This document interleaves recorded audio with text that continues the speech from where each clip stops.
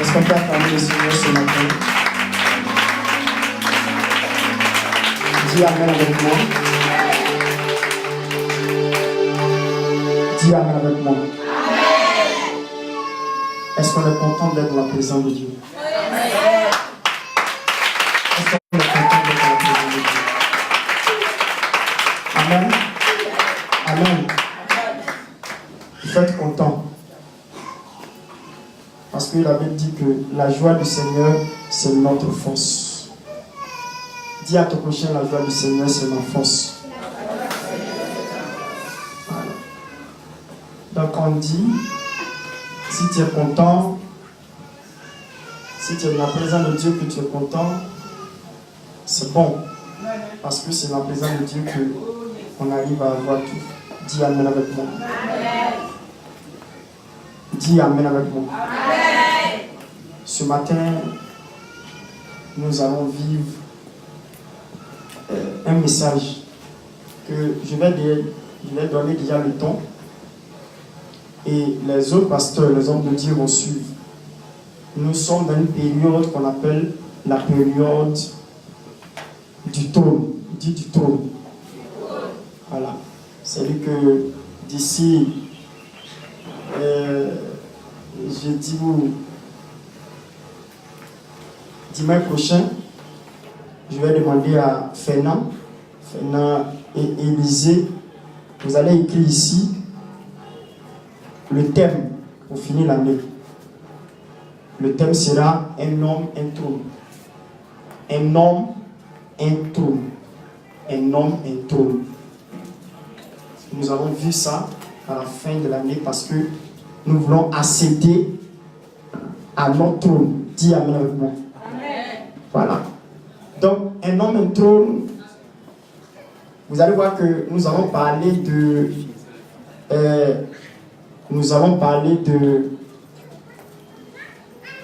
ce qu'on appelle de trône. C'est cela que nous serons dans la mesure d'avoir nos trônes. Nous allons faire achat des chaises ce matin par contre. Et ma fille Patricia ont acheté déjà les chaises pour préparer leur trône. Amen. Donc, dis à ton prochain, à chacun son trône. C'est une histoire de trône. Dis-lui, c'est une histoire de trône. Ce matin, c'est une histoire de trône. Dis-lui. Voilà. Ce qui est plus important ce matin, c'est que c'est une histoire de trône. Le monde dans lequel nous sommes, en parlant de trône, nous parlons de place.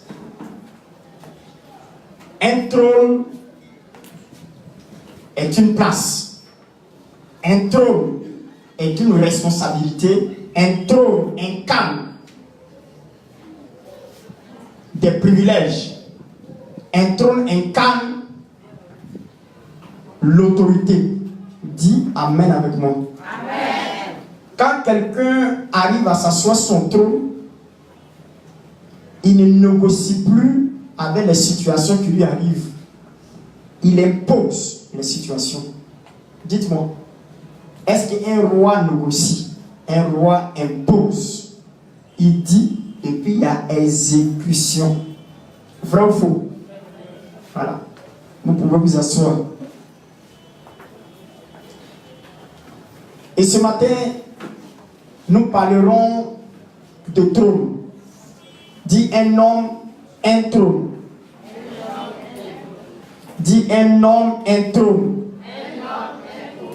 Dis un homme, un trône. Voilà. Vous allez remarquer que dans tout ce qui se passe depuis longtemps, quand on parle de la Bible, tout ce qui s'est passé jusqu'à ce que Adam et Ève ne sortent du jardin, ça a été causé a un problème de place. Alléluia.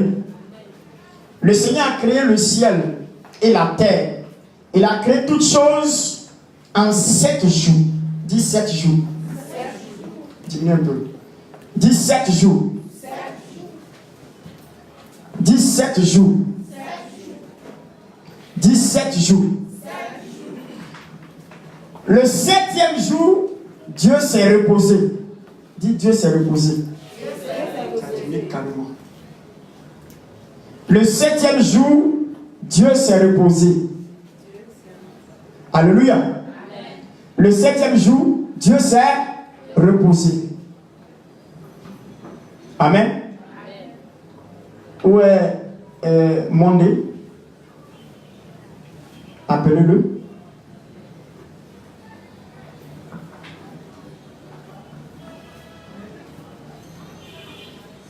Mondé, c'est pas qu'il incarne une responsabilité. Il est enfant, mais il doit savoir que c'est une responsabilité qu'il incarne. Donc, il ne doit pas faire ce qu'il a envie de faire. Le jour que tu as décidé de jouer au piano, c'est fini. L'enfantillage a été enterré. Et tu ne joues pas pour des enfants, mais tu joues pour le roi des rois, le Seigneur des seigneurs, le Dieu tout-puissant. Ça veut dire que ce n'est plus une histoire d'enfants. C'est une histoire de Dieu. Amen. C'est très très important. Dis Amen avec moi.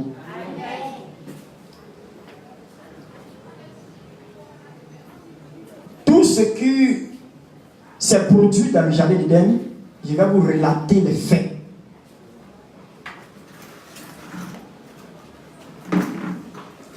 Ce qui s'est passé au ciel, dans le trône de Dieu, c'est-à-dire que là où Dieu siège, ça a été une histoire de place. Tout ce qui s'est passé, ça a été une histoire de place. Je vous donne un peu les idées. Je veux m'accompagner, s'il te plaît. Je veux m'accompagner. Écoute-moi bien.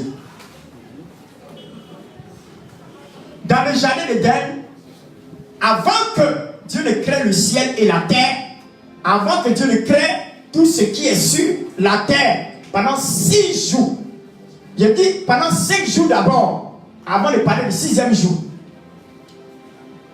Amen. Il n'y a pas eu de problème. Il a créé le ciel et la terre. Il a créé les animaux. Il a tout créé. Le 5e jour, il n'y a pas eu de problème. Pendant tout ce temps, il n'y a pas eu de problème. Mais Dieu a décidé le 6e jour de créer notre être. Et la Bible dit que Dieu, le Père, le Fils et le Saint-Esprit se sont concertés et ils ont décidé. Il dit dans Genèse chapitre 1, à partir du verset 26, il dit: faisons l'homme à notre image, selon notre ressemblance. Ce jour-là, Dieu a décidé le 6e jour de créer un être qui est semblable à lui, un être qui le ressemble, un être qui a une partie de lui, un être qui a tout ce que Dieu a. C'est depuis ce 6e jour,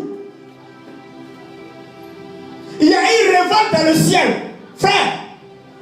Il y a eu une révolte dans le ciel. Satan dit, Lucifer dit ceci: nous on est ici avec toi pendant des années, pendant des siècles. On est avec toi ici. Les 4 êtres vivants, les 24 vieillards, les archanges, les séraphins, les chérubins, toutes ces classes angéliques, nous sommes avec toi ici. Et on a été avec toi, on a été fidèles à toi. Tout ce que tu veux, on fait. On est soumis, on est obéissant à toi.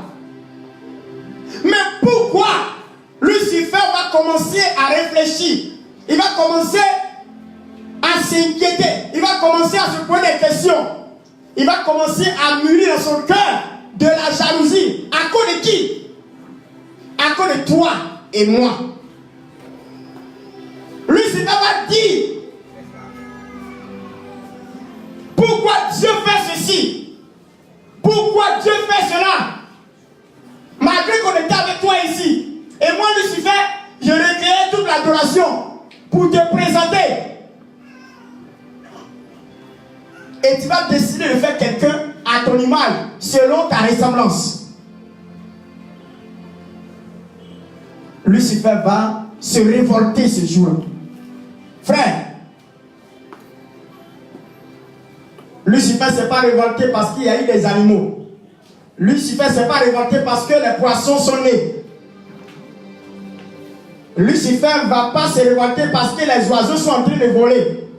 Lucifer ne s'est pas révolté lorsqu'ils ont commencé à créer les arbres. Lucifer ne s'est pas révolté lorsque Dieu va créer des lions, des éléphants, des tortues. Toutes ces choses-là. Lucifer ne s'est pas révolté. Mais le jour où Lucifer va voir Dieu se décider de faire un être semblable à lui, selon son image, selon sa ressemblance, Satan va créer un désordre dans le ciel. Pourquoi? Parce qu'il voit étant menacé. Parce que la place, il pensait que la place, après Dieu, c'était lui. Il pensait que la place qu'il avait, après Dieu, c'était lui. Il se rend compte qu'il y a un autre être qui est plus supérieur que lui. Malgré qu'il est de la poussière, Lucifer va se révolter. Il va dire à l'Indien d'ange: révoltons-nous, on n'est pas d'accord avec cela. Voici le premier coup d'état qui va se manifester. Pourquoi? Parce qu'il y a une histoire de place qui est en jeu. Frère, tout ce qui se passe dans le monde entier, est une histoire de place. Même au ciel, il y a eu un coup d'état. Lucifer a pris un tiers d'ange. Et Dieu va dire à Michael: lève-toi et chasse-le avec tous les tiers d'ange. Et la Bible déclare que le diable est descendu, animé d'une grande colère, sachant qu'il a peu de temps. Il est maintenant devenu comme un lion rugissant, cherchant qui dévorer. Alléluia. Amen. Alléluia. Amen. Frère, nous sommes dans une histoire de place. Tout le monde entier, même les pays, cherchent à avoir une bonne place dans le monde. Les États-Unis luttent avec la Russie. Les États-Unis luttent avec la Chine. Les États-Unis luttent avec Londres, l'Angleterre. Les États-Unis luttent avec les autres pays pour qu'on dise qu'ils sont les premières puissances mondiales. Pourquoi? Parce que c'est une histoire de place. Et quand tu as une place, quand tu as une place, et la place la plus supérieure, tu commences à devenir un commandant. Quand on est un commandant, c'est celui qui est capable de diriger le monde. Vous n'avez pas remarqué que c'est les États-Unis qui dirigent le monde? Vous n'avez pas remarqué ça? Qui peut dire le contraire? C'est les États-Unis qui dirigent le monde. Quand un président des États-Unis finit par être élu, c'est lui qui tient le monde dans la main. Pourquoi? Parce que tout passe par lui. Malgré que la France a leur président, malgré que la Chine a leur président, malgré que tous les autres pays, l'Angleterre, la Russie, ils ont leur président. Mais une seule chose est certaine, c'est que depuis que moi je suis né, depuis que tu es né, tu as constaté que on dit que la puissance mondiale, la première puissance mondiale, c'est quoi? C'est quoi? C'est les États-Unis d'Amérique. Alléluia. Pourquoi? Parce que c'est une histoire de place. Frère, dis la place est importante. Dis à ton prochain, après Dieu, c'est toi. Dis à ton prochain, après Dieu, c'est toi. Dis que tu occupes la deuxième place. Dis, tu occupes la deuxième place. Après Dieu, c'est toi. Alléluia. sais qu'après Dieu, c'est lui? Après Dieu, c'est toi. Pourquoi? Parce que tu es un enfant légitime. La Bible dit dans le livre de Jean chapitre 1, à partir de verset 12, il dit à tous ceux qui l'ont reçu et qui croient en son nom, il les a donné le pouvoir de devenir enfants de Dieu. Lesquels ne sont pas nés de la chair ni du sang, ni de la volonté de l'homme, mais de Dieu. Et la Bible dit encore dans le livre de Romains, Romains chapitre 9, chapitre 8, à partir du verset 17. La Bible dit que tous ceux qui sont conduits par l'Esprit de Dieu sont appelés fils de Dieu. Alléluia. Il dit l'Esprit de Dieu rend témoignage à notre esprit que nous sommes enfants de Dieu. Et si nous sommes enfants de Dieu, nous sommes héritiers de Dieu et co-héritiers de Christ. Nous avons les mêmes parts d'héritage que Jésus de Nazareth. Alléluia. Nous sommes des enfants privilégiés. Amen. Je vais vous lire un texte qui va vous démontrer que, effectivement, notre place, nous sommes la deuxième place. Pourquoi? Parce que entre les anges, écoutez-moi bien, entre les anges et puis Dieu, il n'y a pas de relation familiale. Entre les anges et puis Dieu, il n'y a pas une relation familiale. Amen. Est-ce que vous m'entendez? Amen. Entre les anges et puis Dieu, il n'y a pas une relation familiale, mais il y a une relation de serviteur, d'ouvrier. Amen. Les anges appellent Dieu maître. Maître. Dis maître. Donc eux, ils sont serviteurs. Et Dieu est leur maître. Dis amen avec moi. Mais quant à nous, on n'a pas une histoire de serviteur et de maître. Mais nous avons une histoire, une relation. Dis une relation. Dis, moi et Dieu, nous avons une relation.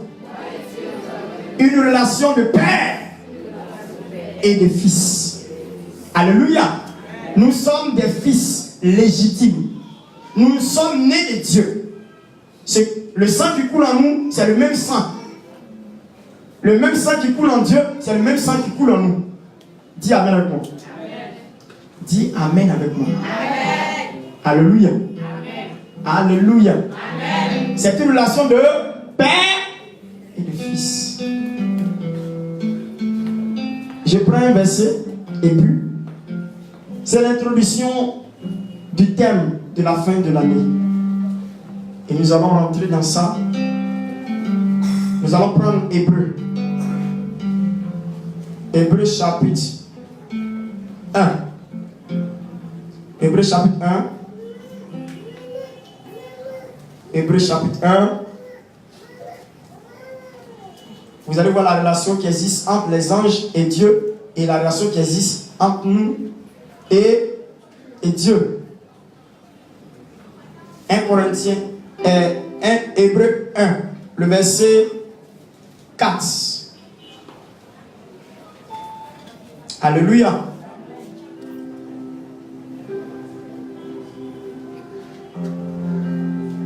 Je lis la parole de Dieu. Le Fils est devenu d'autant supérieur aux anges que Dieu lui a accordé un titre qui surpasse le leur. En effet, Dieu n'a jamais dit à un ange, n'a jamais dit à l'un de ses anges, c'est toi qui es mon fils. À partir d'aujourd'hui, je suis ton père. Et il n'a jamais dit à propos d'un ange, je serai un père pour lui et il sera un fils pour moi. Mais au moment où Dieu avait envoyé son fils, premier-né dans le monde, il a dit, tous les anges de Dieu doivent l'adorer. Alléluia. Et je prends encore le verset 7. Il dit, quand aux anges, il a dit, Dieu fait de ses anges des vents et de ses serviteurs de Dieu des flammes de feu. Dis amen avec moi. Amen. Donc ça veut dire qu'il n'y a pas de relation familiale entre les anges et puis Dieu. Mais il y a une relation de quoi? De quoi? De serviteur, d'ouvrier. Alléluia. Et je vous ai dit que nous, on a une relation dans Jean chapitre 1, le verset 12, de enfants de Dieu. C'est-à-dire, nous sommes enfants de Dieu. Et je prends encore dans Romains. Dans le livre de Romains, prenons Romains.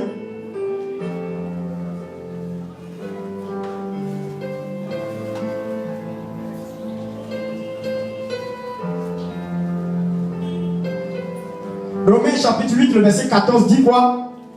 Romains chapitre 8, le verset 14 dit quoi? On peut lire ça?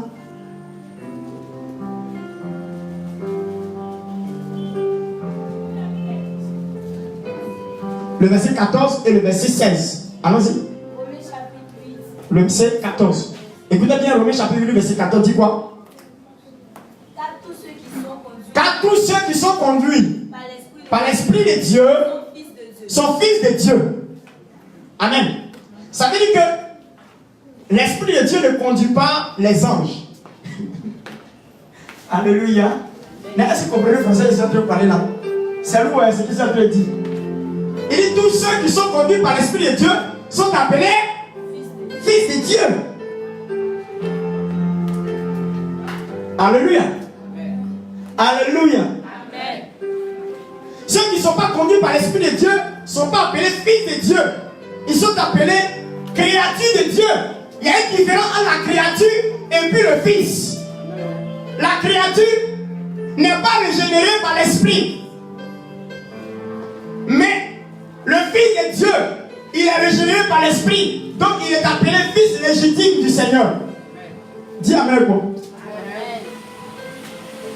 Donc ce n'est pas tous ceux qui sont sur la terre des hommes qui sont fils de Dieu. Ce sont des créatures. Mais le jour que tu as accepté Jésus, le jour que tu t'es laissé, à partir de ce jour-là, tu deviens quoi? Fils légitime. Alléluia. Dis Amen avec moi. Dis fils de Dieu. Dis fils de Dieu. Prends le verset 16. Regardez le verset 16 encore. Écoutez bien. L'Esprit de Dieu rend témoignage à notre esprit que nous sommes enfants de Dieu. Allons-y. Et si nous sommes enfants de Dieu, enfants de Dieu, nous sommes héritiers de Dieu et co-héritiers de Christ. Alléluia. Dis Amen avec moi. Dis Amen avec moi. Amen. Et maintenant tu peux venir jouer avec ma poignée. Alléluia. Amen. Voyez? Dis.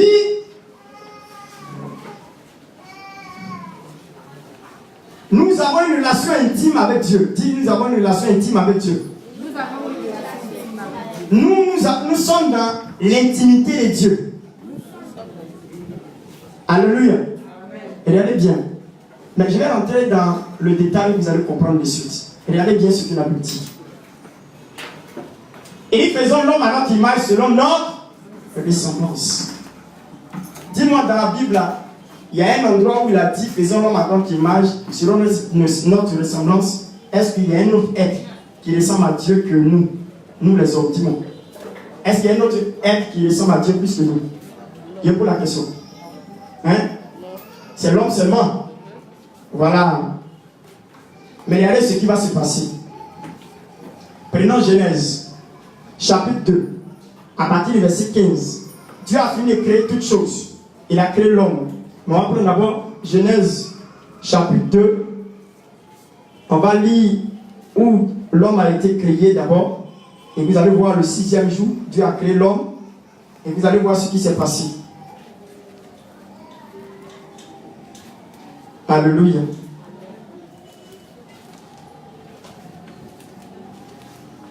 Genèse chapitre 1. À partir du verset 25.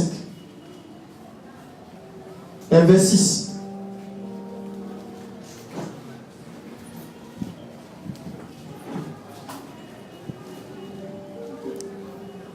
Voilà. Voilà la décision à partir du verset 26. Qui peut lire ça pour moi? Genèse chapitre 1, verset 26. Puis Dieu dit, Faisons l'homme à notre image, selon notre ressemblance, et qu'il domine sur les poissons de la mer, sur les oiseaux du ciel, sur le bétail, sur toute la terre, et sur tous les reptiles qui rompent sur la terre. Allons-y.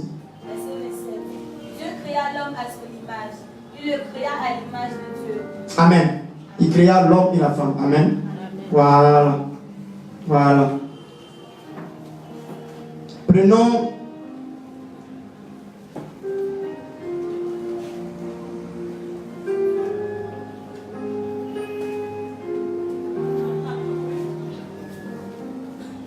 le 6e jour. Voyez où c'est écrit le 6e jour? Le 6e jour.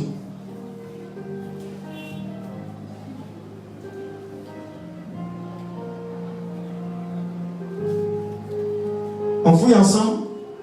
Je veux que tout le monde fouille ensemble en même temps.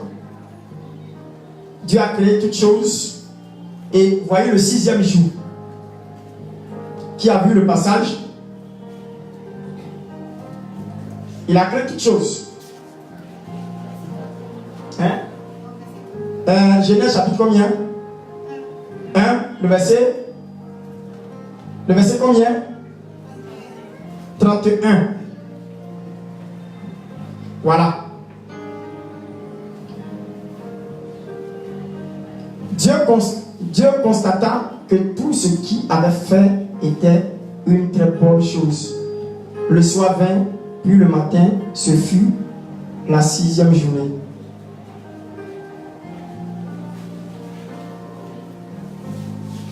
Alléluia. Prenez à partir du verset 7. Genèse 2, verset 7 maintenant. Nous apprenons le Genèse chapitre 2. Ainsi fut achevé le ciel, la terre, après avoir achevé son œuvre. Se reposa le 7e jour, de tout son travail.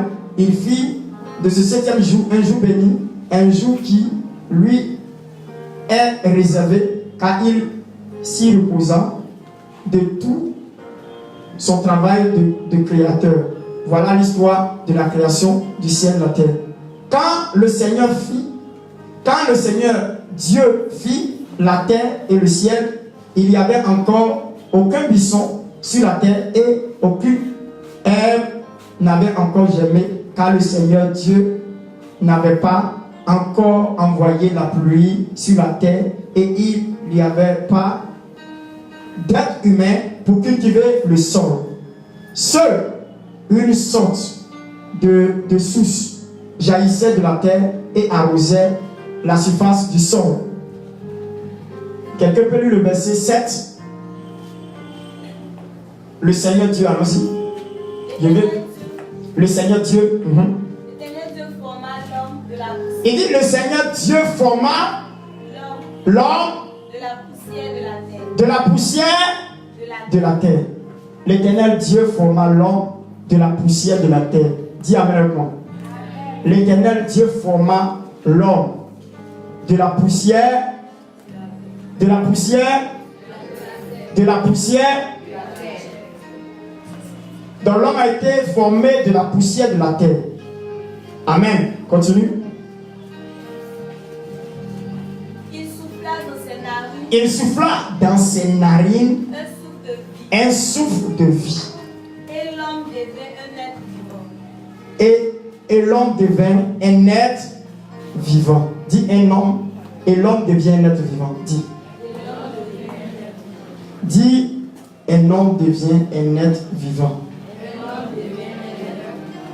Alléluia. Vous savez que c'est le souffle qu'il a déposé dans les narines de l'homme qui lui a permis d'être un être. Un être. C'est-à-dire que nous vivons du souffle du Seigneur. C'est ça, non? Hein? Nous vivons du souffle du Seigneur. Le souffle. Quand tu regardes, c'est la vie, c'est l'esprit. Le souffle, il a soufflé dans l'homme, il a déposé son esprit en l'homme. C'est l'esprit qui permet à l'homme d'être vivant. Amen. Amen. Amen. Amen. Voilà. Dieu a déposé son esprit en l'homme. Il lui a donné la vie. l'Esprit contient la vie en eux. Dis Amen avec moi. Amen. Il devient un être vivant. Et lorsqu'il devient un être vivant, voici le seul être. Vous voyez, dans le jardin d'Éden, les animaux se voient différemment chacun. Mais les animaux ont constaté qu'il y a un être humain, un être vivant, un être humain qui est dans le jardin. Il le regarde. Lion regarde bœuf. Bœuf regarde éléphant. Éléphant regarde cheval. Il dit, ah, on se voit là, c'est vrai. On a la même chose. On a 4 pattes. D'autres, ils ont des ailes. Mais celui-là, il est différent. Hein? C'est vrai qu'on voit les anges. Ils voient ce qu'on appelle les gorilles. Ils voient les gorilles, les singes. Il peut s'arrêter comme l'homme. Mais regarde qu'ils ne sont pas la même chose. Dis Amen. Dis à ton prochain, on ne ressemble pas à quelque chose sur cette terre. Non. Sur cette terre, on n'a pas non semblable. Dis, il n'y a pas non semblable. C'est-à-dire que quand l'homme se tient là, quand il regarde, il voit Dieu qui le ressemble. Dis, Dieu le ressemble. Mon miroir, c'est Dieu. C'est-à-dire quand il me mire, quand il regarde dans le reflet, je vois Dieu. Dis Amen avec moi. Amen. Parce que quand je prends le test, et puis il dit, faisons l'homme à notre image selon notre ressemblance. Quand il essaie d'expliquer, entre image et puis ressemblance. J'ai dit ici, on peut être d'une même image avec quelqu'un, mais on ne peut pas le ressembler. Amen. Je suis même image avec mon jumeau. Amen. Amen. Amen. On est du même image. Mais est-ce qu'on se ressemble? Hein? Il est être humain, si être humain. Il a tête, il est tête. Il a nez, il est nez. Il a yeux, il est yeux. Il a pied, il est pied. Il a cheveux, il est cheveux. C'est ça qu'on appelle l'image. Amen. Maintenant, lorsqu'on va parler de ressemblance, ça rentre dans une autre phase. Dans une autre phase. On se ressemble. C'est une question de traits. Traits physiques. Amen. Amen. Amen. Ça, c'est entre les hommes, entre nous les hommes. On se ressent par ces traits physiques.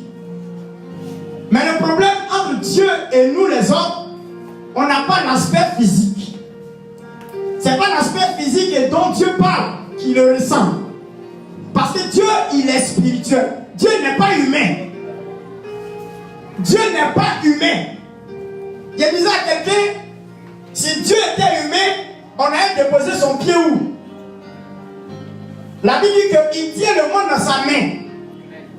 La terre, son marche-pied. Il prend un pied et il dépose où? Si Dieu était humain, imaginez-vous ses narines. Si Dieu était humain, imaginez-vous son œil. Son œil. Si Dieu était humain, imaginez-vous sa tête. Si Dieu était humain, imaginez-vous sa cuisse. Imaginez-vous ses fesses. Oui, tout ça. Si Dieu était humain, imaginez-vous son bras. Ses doigts. Oh, il tient le monde dans sa main. Regardez la masse de terre qui est le monde entier.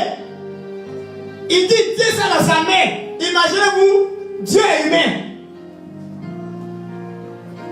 Par moment, quand on marche là, on voit des fourmis, ils sont tout petits. On dit, hé, fourmis là, même quand ils marchent, ils regardent comme ça. Il dit, c'est quel géant ça? Les fourmis nous voient en géant. Mais imaginez-vous si Dieu est humain. Nous, on est comment devant Dieu? Fourmi là même est trop gros. Dites-moi, fourmi là est trop gros. Hein? Amen. Elle est grosse. Amen. C'est trop gros même.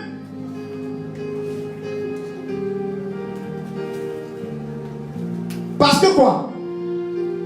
Dieu est tellement immense qu'il ne peut pas avoir de forme. Dis Amen avec moi. Amen. Dieu est tellement gigantesque qu'il ne peut pas avoir de forme. C'est pour cela que la Bible dit que pour venir dans le monde, il était obligé de passer comme un humain. En prenant l'image d'un être humain appelé Jésus. En formant son image. Ce Jésus-là, comme un bébé dans le ventre d'une vierge, sans rapport sexuel. Pourquoi? Parce que si Dieu veut se présenter dans son image, on ne peut pas le contenir. Frère, personne ne peut contenir Dieu s'il se présente en tant qu'humain. Ce qui ressemble à Dieu, il dit faisons l'homme à notre image selon notre ressemblance. Il veut parler de l'aspect spirituel. Il veut parler de l'aspect spirituel. C'est ce qui fait de nous des êtres supérieurs aux anges. Pourquoi? Parce que l'esprit que Dieu a fait de ses anges n'est pas le même esprit qu'il a fait de nous. Les anges sont un autre type d'esprit. Il dit un autre type d'esprit. Alléluia.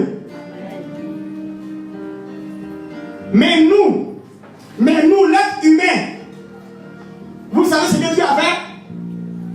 Vous savez ce que Dieu a fait? Il a pris l'ange. Il a pris l'être humain et il a pris lui-même de son esprit. Comme Dieu est tout puissant, il prend de lui son esprit et puis il dépose en l'homme. Ce qui ressemble à Dieu, c'est l'esprit qui est en nous. Quand Dieu nous regarde, il voit l'esprit qui est en nous. C'est ça qu'il ressemble. J'avais posé une question que j'avais posée aux gens de jeudi et que même j'avais posée ici. Quand un père met son enfant au monde, est-ce qu'il n'y a pas une partie de son enfant qui le ressemble? Dis-moi, quand tu regardes l'enfant de ton papa, quand tu regardes ton père, tu regardes ta mère, il y a une partie de toi qui ressemble à ton papa. S'il n'y a pas une partie qui ressemble à ton papa, c'est que tes descendants, tes arrière-parents, il y a une partie d'eux que toi tu les ressembles. Tu vas voir, il y a deux enfants, deux personnes. Le père peut être court, la mère peut être courte, et puis il faut un enfant qui est grand. Quand tu vas regarder, l'arrière-grand-père était grand. Amen. Parce que c'est un aspect génétique, c'est le sang. Dis Amen avec moi. Amen. Il y a quelque chose de toi qui ressemble à ton papa. Peut-être tes mollets, peut-être ta bouche, ta manière de parler, peut-être ton oreille, comment ton oreille est, peut-être ton teint, peut-être ta manière de marcher.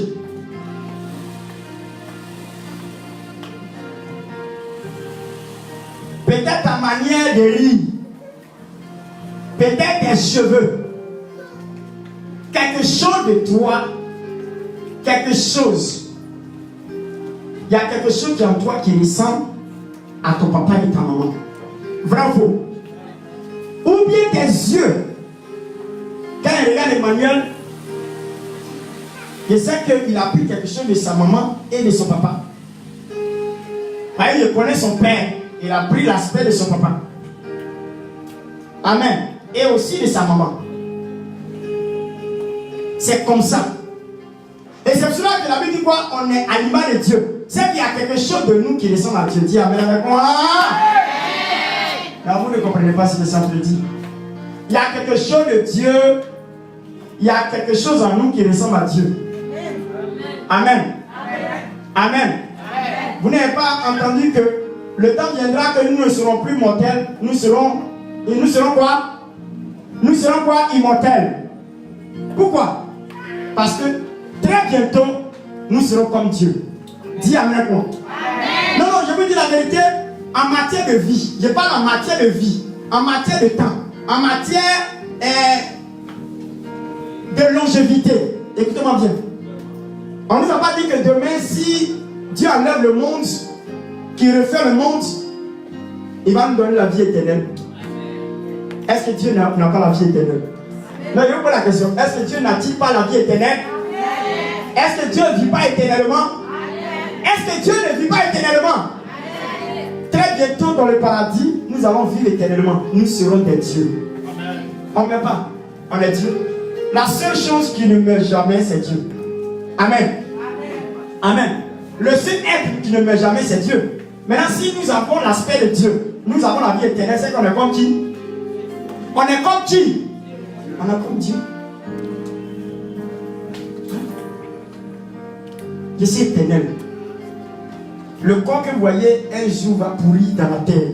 Parce que la Bible dit que tu as été fait de la poussière, tu retourneras en poussière. Mais après cela, l'être spirituel qui est su va vivre éternellement. Il y a des gens qui seront dans le feu de l'enfer éternellement. Ils souffrent, ils ne meurent pas, mais ils sont dedans quand même. Frère, fais tout l'effort pour éviter ça. Mais moi, je vais vivre éternellement. Dis à ton prochain, je vais vivre éternellement.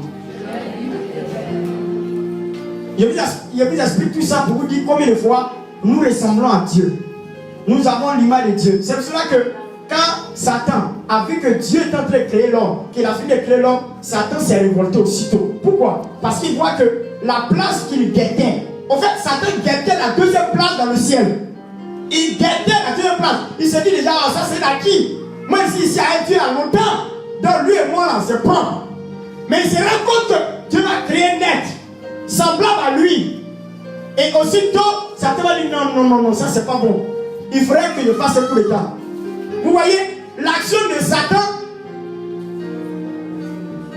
quand Dieu l'a chassé, il s'est révolté contre l'être humain. Parce que c'est à cause de l'homme que Satan s'est révolté. Qu'est-ce qu'il va décider? Il va décider de faire sortir l'homme du jardin d'Éden. Voilà le problème de Satan. Satan rentre dans le jardin d'Éden, il prend l'aspect d'un serpent et puis il arrive à parler à Ève. Pourquoi il parle à Ève? Parce qu'il veut faire perdre sa place. Frère, s'il y a quelque chose que Satan gagne premièrement, c'est ta place. S'il y a quelque chose que Satan gagne premièrement, c'est ta place. Frère, si tu es dans ton foyer et que tu ne préserves pas ta place, un jour quelqu'un d'autre va te chasser et va prendre ta place. La place est quelque chose de plus important.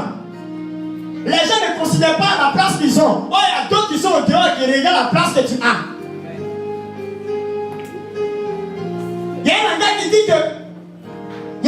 qui dit que c'est lorsqu'on a perdu quelque chose qu'on apprécie. Pareil, tu ne vois pas l'importance de ce que tu as. Mais celui qui n'a pas vu l'importance de ce que toi tu as. Alléluia. Après que tu es en train de prendre ta misère là, il y a quelqu'un qui est là-bas qui regarde la vie là, ça le plaît. Mais toi tu prends ça pour faire ses pierres. Parce que tu ne connais pas la valeur de ce qu'il y a dans ta main.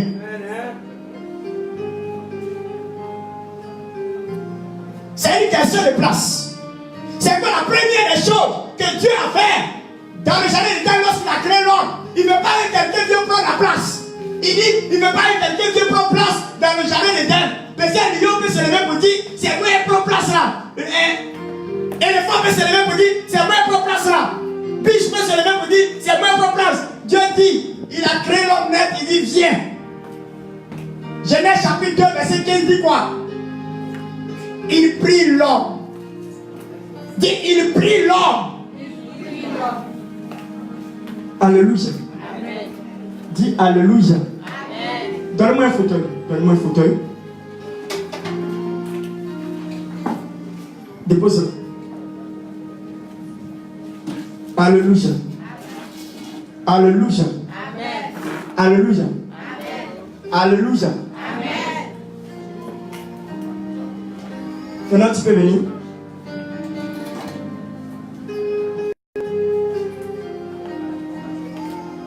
Dieu vient de créer toutes choses.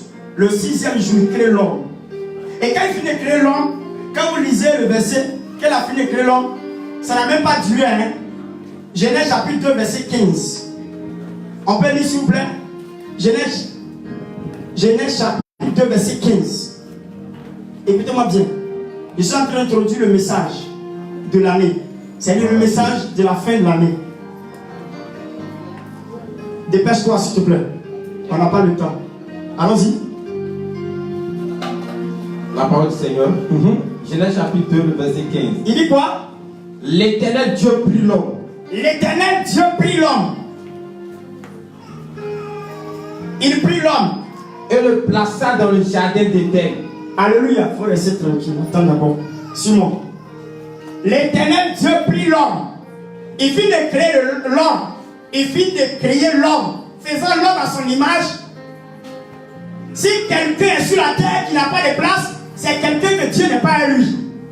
Parce que quand Dieu prend quelqu'un et qu'il permet qu'il soit sur la terre, la première chose qu'il fait, il le met à une place. Personne, si tu n'es pas à ta place, c'est que tu es dans la place de quelqu'un. En tout cas, tu dois être à une place. Et la place là, c'est Dieu qui place. Dis à ton péché, c'est Dieu qui place quelqu'un. Quelqu'un qui se place, un jour on le déplace. Une personne qui se place lui-même, un jour les gens vont le déplacer. C'est vrai que tu vas dans une cérémonie, il ne faut pas te placer toi-même. Laisse les gens qui conduisent les gens pour te placer. Parce que lorsqu'ils vont te déplacer, la honte sera ton partage. Pourquoi? Parce que tu t'es placé là où tu ne dois pas te placer. Donc les gens vont te déplacer. Est-ce que c'est pas la quelqu'un ce matin? Est-ce que c'est pas la quelqu'un ce matin? Donc il prit l'homme. Première des choses, il prit l'homme et le plaça. Il le place et lui donne une responsabilité. La place que tu as, dans cette place, il y a une lourde responsabilité. Il dit, la place où il est mis, cultive et garde. Frère, il pourrait dire que cultiver c'est fini. Quand il dit garder, ça veut dire qu'on peut perdre. Frère, une place peut se perdre. Une place peut se perdre. J'ai dit aux gens, ne confondez pas garder et puis gâter. Ne confondez pas garder et puis gâter. Garder, c'est détruire. Garder, c'est protéger. Mettre en valeur, protéger. Prendre soin. Garder, c'est prendre soin. Quand Dieu vous donne des relations, ne les gardez pas, mais gardez les relations. Parce qu'une relation est une porte. Une relation est une vertu. Une relation est un privilège. Une relation est une grâce. Une relation est une bénédiction.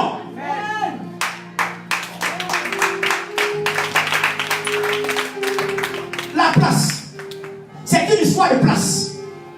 Dis à ton prochain, c'est une histoire de place. Ne perdez pas vos places. Les gens n'évoluent pas, les gens n'avancent pas parce qu'ils ne sont pas de place. Le jour qu'ils vont savoir où est la place, c'est là que commence la gloire de leur vie. Amen.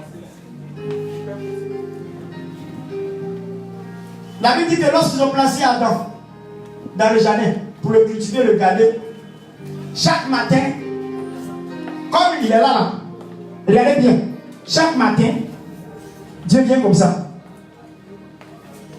Bonjour Adam. Il vient causer à lui. Tous les jours, causer à lui. Tous les jours, causer à lui. Tous les jours, causer à lui. Chaque matin, la Bible dit qu'il venait visiter.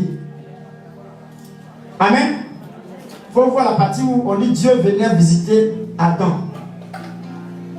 Chaque matin, Dieu visitait Adam. Alléluia. Ça veut dire quoi? La place que Dieu lui a donnée, chaque matin, Dieu vient voir est-ce qu'il est là même. Est-ce qu'il a sa place là même. Dieu nous visite à la place qu'il nous a mis. C'est quoi Habakkuk chapitre 2 dit quoi? Écoutez-moi bien, Habakkuk chapitre 2 dit quoi? La première chose, quand Habakkuk a constaté que les prophéties qui lui ont été données n'ont pas encore leur accomplissement, la Bible déclare qu'il est monté à la chambre haute, dans la prière, dans le jeûne. Il est monté dans la prière. Et la Bible dit que la première chose qu'il a dit à Dieu, qu'est-ce qu'il a dit à Habakkuk 2? On peut lire ça pour moi, Habakkuk chapitre 2. Toi, il faut regarder où Dieu visitait Adam chaque matin. Maintenant, quelqu'un cherche Habakkuk 2, le verset 1. Première des choses, vous voyez, Habakkuk sait, il connaît quelque chose. Mais il va commencer par là d'abord pour montrer à Dieu. Vous savez, Dieu respecte quelqu'un lorsque la personne est à sa place. Dieu respecte quelqu'un lorsqu'il est à sa place. Dieu ne respecte pas la personne si la personne n'est pas à sa place. Parce que si tu n'es pas à ta place, Dieu ne te voit plus. Frère, quelqu'un qui n'est pas à sa place, Dieu ne le voit même pas. Ce que tu parles là même, n'entend même pas. Ce que tu dis là même, c'est même pas ce que tu es en train de dire. Parce que tu n'es pas à ta place. La première des choses que tu dois faire, c'est de chercher où est ta place. Amen. On peut lire Habakkuk chapitre 2, celui qui a vu. Habakkuk chapitre 2 dit quoi? Allons-y. Il dit quoi? Première des choses qu'Habakkuk dit. J'étais à mon poste et je me tenais sur la tour. Je veillais pour voir ce que l'Éternel me dirait.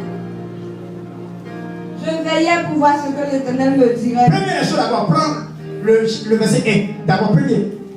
J'étais à mon poste. Amen. C'est ça, on va s'arrêter. Habakkuk dit à Dieu. Habakkuk dit à Dieu qu'il était à son poste. Frère, le poste indique quoi? Un poste indique quoi? Il était à mon poste, ça indique quoi? Il était à sa place. Il était dans sa position initiale. Il était là où Dieu voulait qu'il soit d'abord. Si tu veux parler à Dieu, il faut commencer à voir est-ce que tu es à ta place. Dieu n'aime pas les gens qui sont désordonnés. Dieu n'aime pas les gens qui se promènent. Dieu n'aime pas les gens qui ne savent pas où ils sont. Dieu n'aime pas les gens qui n'ont même pas de place. Et ils se promènent, ils ne savent même pas où s'asseoir. Ils se promènent partout. Dieu ne peut pas travailler avec des personnes comme ça. Dieu n'aime pas les chrétiens qui vont des églises en église. Dieu aime ceux qui sont stables. Dieu aime ceux qui sont à leur place. Dieu aime ceux qui sont à leur position. Dieu aime ceux qui sont à leur poste. Amen.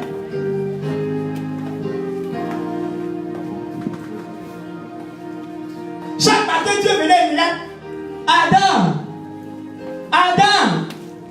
Et puis Adam lui est celui-là. Mon Dieu, mon papa est celui-là. Il y a une relation entre père et fils.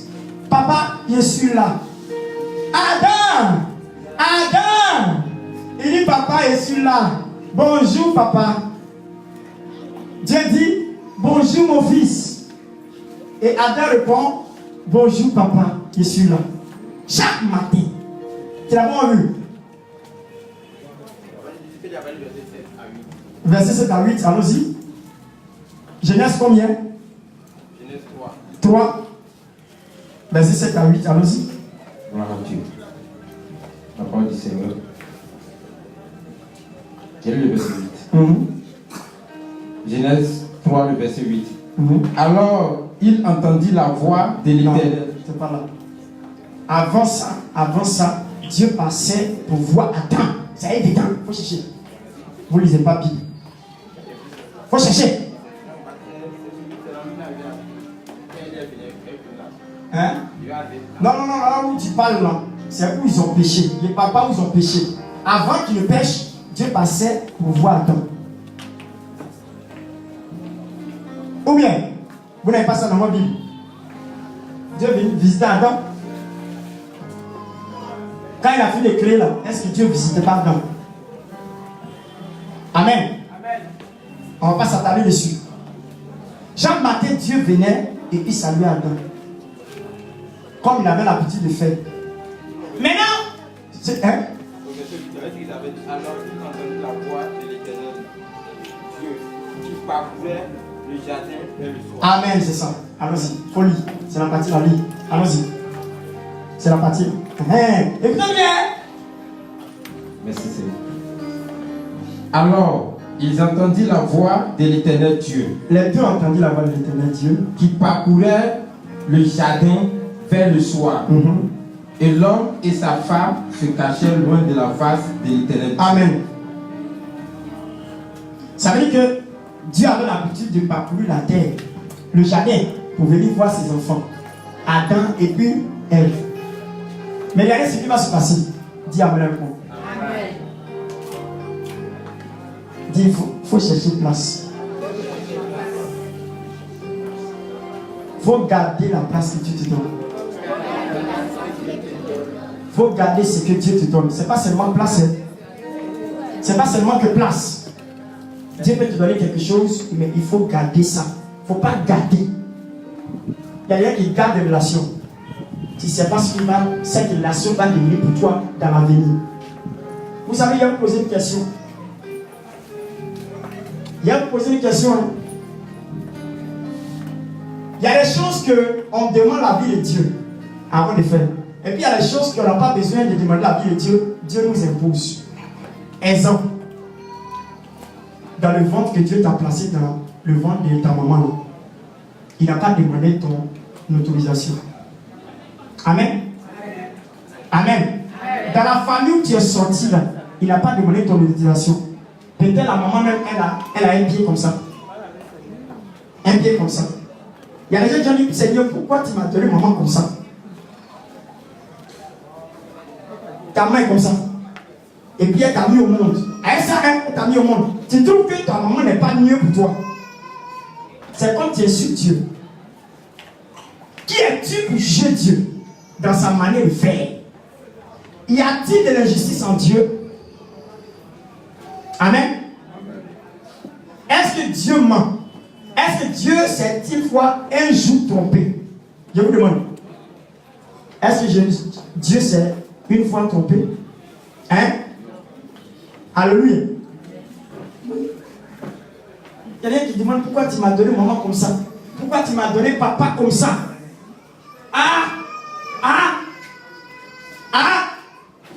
Pourquoi tu m'as donné papa comme ça? Avec ses narines qui sont balèzes là. Pourquoi tu m'as donné papa qui ment comme ça? C'est le mensonge là, il t'a mis au monde. Vous savez ce qui me plaît chez Dieu? Là où il t'a placé, c'est pas parce qu'il s'est trompé, mais c'est que c'est là seul. Et c'est dans ce seul endroit que Dieu peut t'élever, qu'il peut te lever. C'est là où il peut t'élever. Dieu sait. Quand tu dis à ta maman, toi-même tu dis, je préfère maman de ma camarade là. Ouais, celle-là même vraiment. Et puis en plus, elle m'a plat qui met dessus. Et Seigneur, moi-même je suis d'elle. Les gens m'attaquent là-bas, elle-même m'attaque aussi. C'est quelle maman ça? C'est dans ça là. Dieu a vu et puis il t'a mis dans son ventre. Il sait que c'est dans ce ventre là que tu peux devenir ministre, tu peux devenir corabier, tu peux devenir une personnalité. Dieu ne s'est jamais trompé. Dis à ton prochain, Dieu ne se trompe pas. Et il ne va jamais se tromper. Voyez? Donc le jour où il est venu là, il est venu se promener encore pour saluer Adam. Il se rend compte. Dites-moi, dans les attributs de Dieu là, est-ce que Dieu ne peut pas tout voir? Hein? Il est omniprésent. Il est partout à la fois. Dieu est partout à la fois.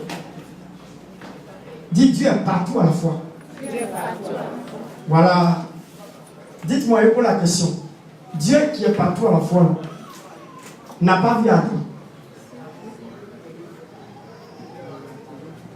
Alléluia. Mais regardez la question qu'il va poser. Lucifer, avec toutes ses actions, va faire tout son possible pour faire déplacer. Pas déplacer, mais pour faire perdre la place. Voilà. Lucifer va blaguer. Et puis, donc, amen. Et puis, Adam va perdre sa place. Amen. Adam va perdre sa place. Et quand il a perdu sa place, Dieu de loin va demander une question dans Genèse chapitre 3, le verset 9. Tu peux lire ça? Regardez ce qu'il va dire.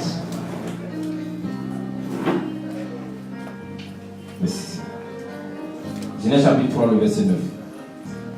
Mais l'Éternel Dieu appela l'homme. L'Éternel Dieu appela l'homme. Et lui dit.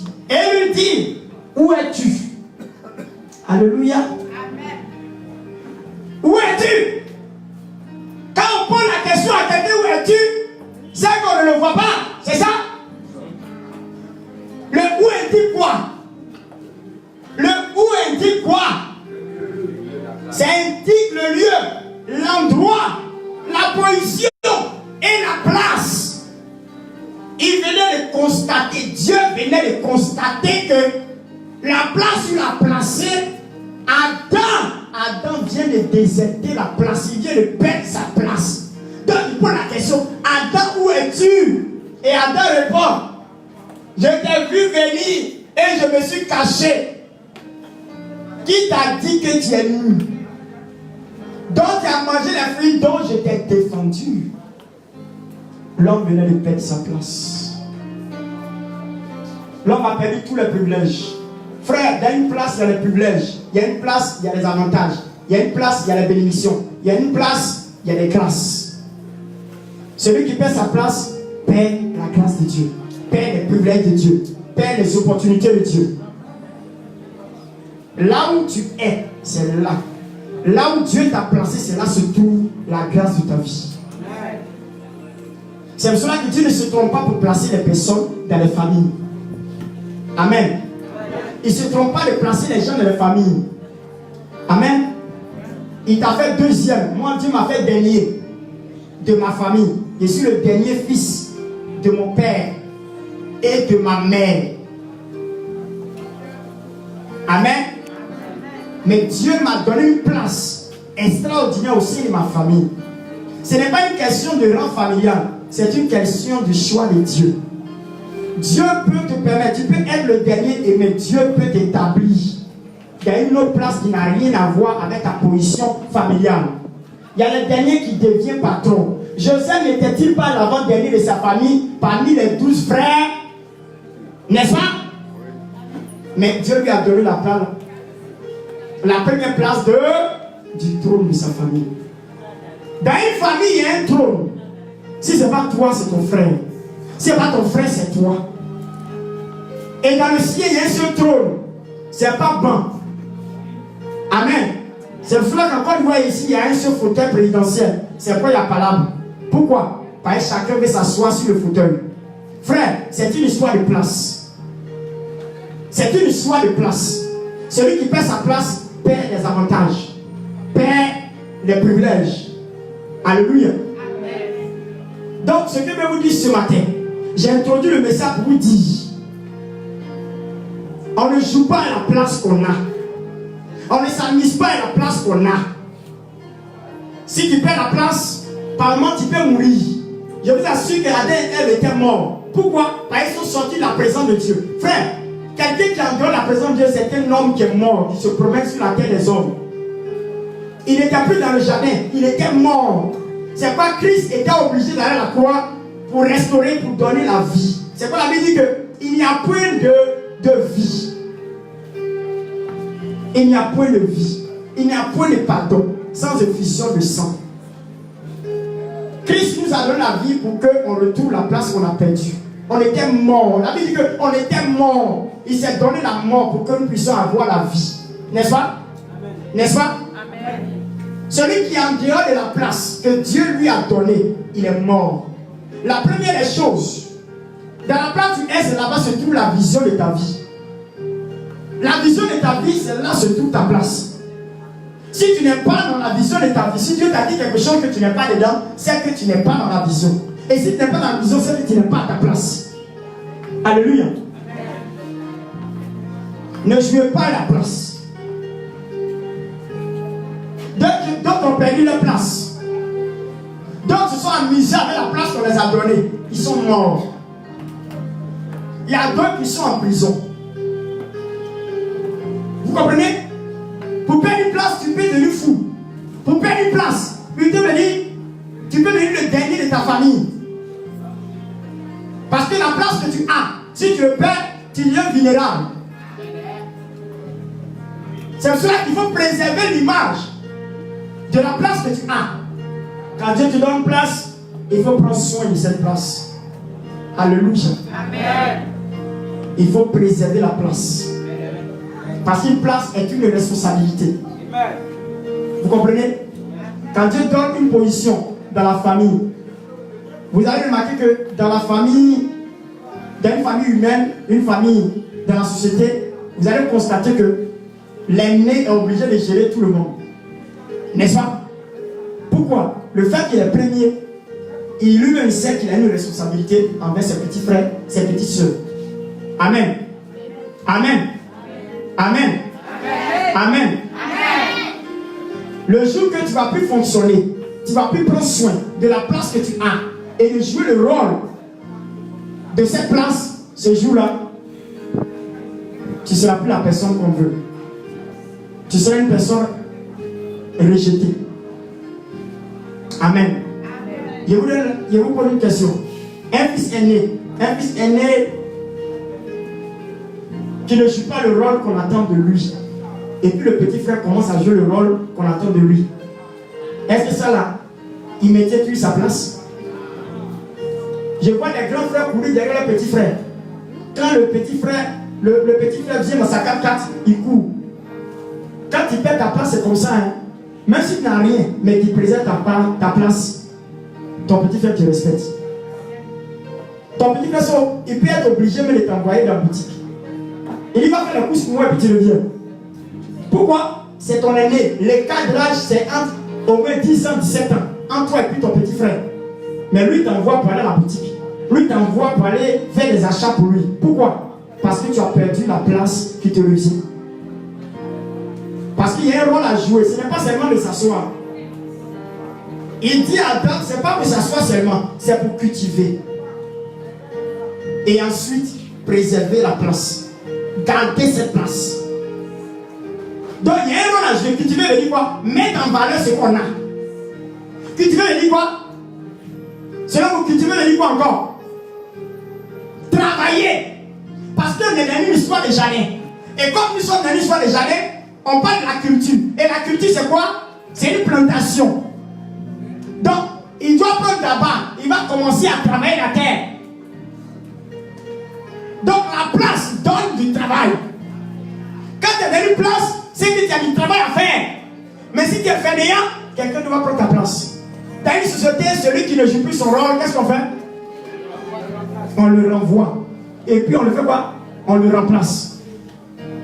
Qu'est-ce qu'il fait? Il perd sa place. Je ne sais pas quelle est la place que tu as de ta famille. Et je ne sais pas quelle est la place que tu as en société. Et je ne sais pas quelle est la place qu'il y a dans l'église ici. Alléluia. Amen. Il y a des gens qui ont vendu leur place. Il y a des gens qui ont vendu leur place. Dis, ils ont vendu leur place. On va voir ça plus tard. Où on a perdu la place, les gens ont vendu leur place. Tout ça on voit où la place a été restaurée. On voit tout ça. Mais aujourd'hui, c'est une question de place. Dieu t'a donné une place. Et le diable veut que tu perdes la place. Maintenant, ce que tu dois savoir, c'est que peut-être là où tu es, tu ne sais pas quelle place tu as. Regarde, je vais poser une question. Quelqu'un qui est dans son foyer, je vais poser une question. Quelqu'un qui est dans son foyer, un père de famille dans son foyer, il est assis dans son foyer. Hein? Et puis quelqu'un vient pour lui proposer 1 milliard. Pour dire qu'il faut quitter là. Il faut quitter sur ta famille, ta femme et puis tes enfants. Et puis tu me donnes la place de ton foyer. Moi-même, je vais gérer ça. Est-ce que l'argent peut payer ça? Je pose la question, l'argent peut payer ça? Non. Il y a des places qui ne se négocient pas.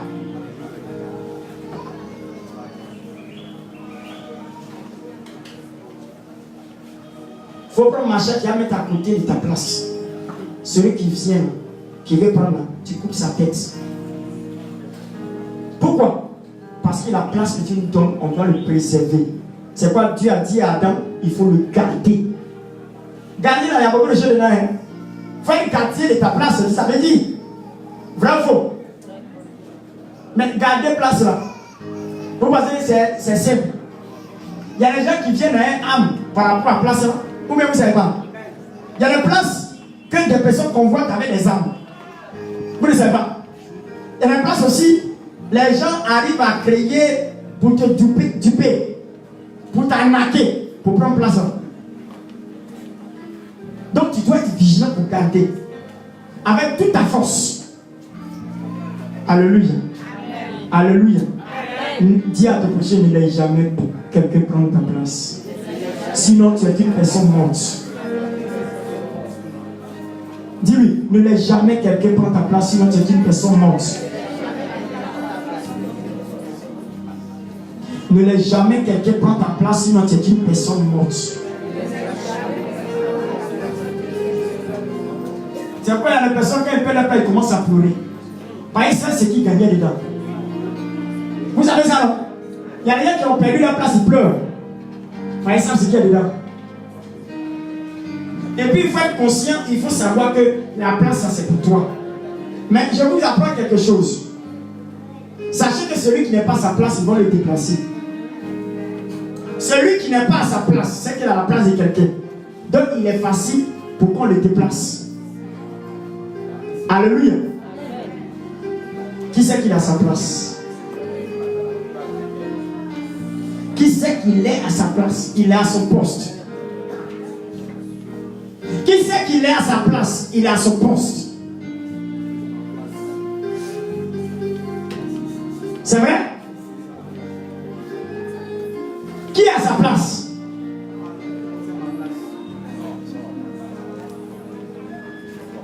À cause de l'argent dont on vendu leur place. Dans les foyers, il y a des gens qui ont vendu leur place. C'est-à-dire que maintenant, porte pantalon, monsieur porte pagne. À cause de quoi? À cause de l'argent. Par exemple, monsieur ne peut pas jouer rôle. Par exemple, la place incombe une responsabilité. Maintenant, toi, tu ne peux pas jouer le rôle de cette responsabilité. Tu ne peux pas jouer le rôle de ça. Qu'est-ce que tu fais? La femme joue le rôle de ça. C'est elle qui fait tout. Tu deviens quoi? Tu deviens la femme. Même si tu es homme, tu deviens femme. Alléluia.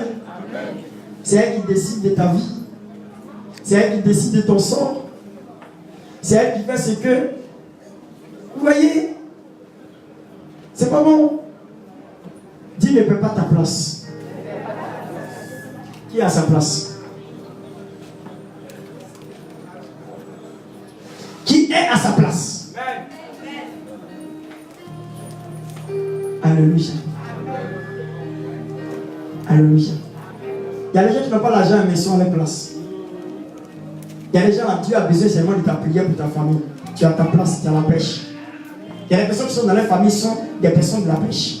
Ils tiennent l'intercession de leur famille. Grâce à eux, leur famille fonctionne bien. Grâce à eux, il n'y a pas de mort. L'argent ne peut pas payer tout. Même l'argent ne peut pas corrompre la mort. C'est la prière qui peut interdire quelqu'un d'atteindre à ta vie. Il y a des choses, c'est même pas avec l'argent.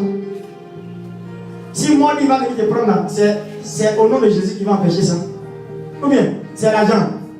Dis-moi, c'est l'argent. Oui. Alléluia. C'est une histoire de place, ma fille. J'espère que tu as ta place. Hein? Faut pas démissionner. Hein? Il y a des gens qui démissionnent de leur place. À cause de quoi? À cause de problème. Il y a des gens qui ont des problèmes, ils démissionnent de leur place. Moi, je suis fatigué. Moi, je suis fatigué. Qui t'a dit que dans la place, il n'y a pas de problème dedans? Il y a un problème dedans, c'est ça qui fait que tu deviens plus fort. Parce que quand que tu surmontes les épreuves là, tu deviens encore plus fort. La Bible dit que tu finis par être fortifié. Amen. Amen. Il y a des gens à cause de place. Écoutez-moi, il y a des gens à cause de problèmes. Ils ne sont plus à l'église. Ils sont assis à la maison. Or, ta place n'est pas à la maison. Ta place est à l'église. Comment Dieu peut te bénir? Tu es à la maison. Et là, Dieu n'est pas en dehors de sa présence. Dieu est dans sa présence. C'est pas Adam voulait retourner encore. Il sait que dans le jardin, c'est tout. Il veut retourner. Dieu dit, voici les chérubins. Les chérubins ne permettez pas à ces deux-là de rentrer encore. Donc allez, Dieu. 2 ans, ils ont bloqué la route du paradis, du jardin d'Éden. Pourquoi? Il dit, ne les permettez pas. Dieu même dit, ne les permettez pas de rentrer. Ils ont perdu, c'est fini. C'est ça là. Jésus est mort à la croix pour venir donner, pour reprendre la place. Amen. La mort de Christ nous permet de retrouver notre place qu'on a perdue dans le jardin d'Éden. C'est pourquoi vous avez dit que le monde est fait de place. Le monde est fait de place. Aïe. Si vous voyez les gens sont en train de s'entretuer, vous voyez c'est quoi? Ça fait de place. Alléluia. C'est l'histoire de place. Dites-moi, il y a quelque chose qui est plus important que la place. Dites-moi, quelque chose est plus important qu'une place. Tous les gens se tuent à cause de place. Bah, une place, il y a quelque chose dedans. Il y a l'argent dedans, il y a grâce dedans, il y a ouverture dedans, il y a privilège dedans.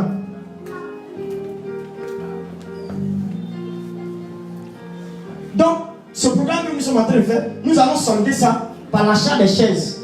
Chaque personne aura sa chaise et chaque chaise sera intronisée comme un trône. Vous voyez ça? 2 personnes ont acheté cette chaise. Et c'est 2 chaises.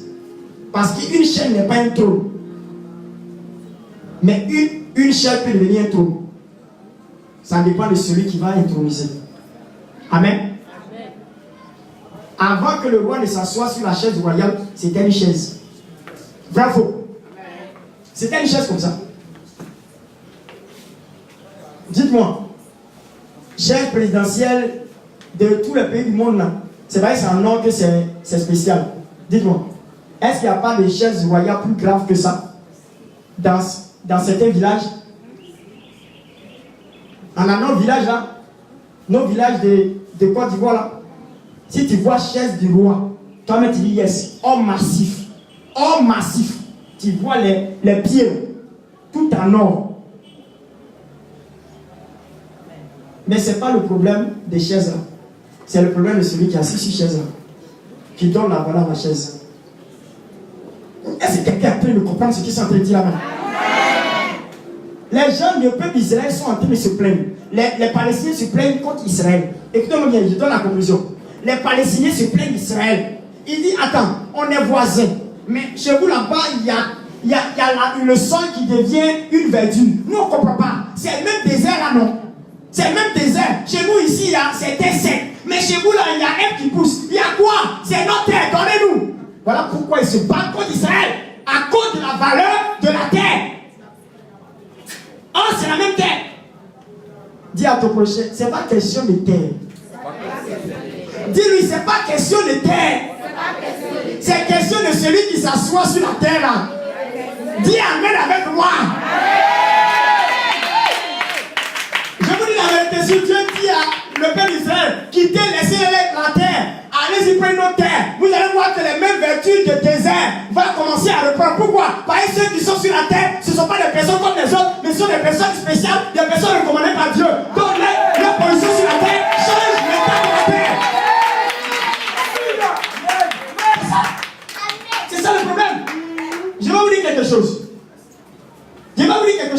Un homme s'appelle Isaac.